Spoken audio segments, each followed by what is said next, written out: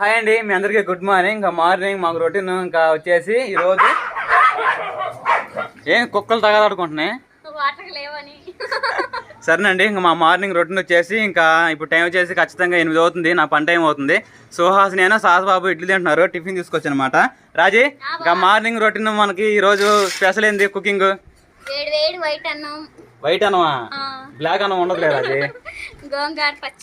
గోంగూర పచ్చడి. సూపర్. పెరుగు చట్నీయా? కేక.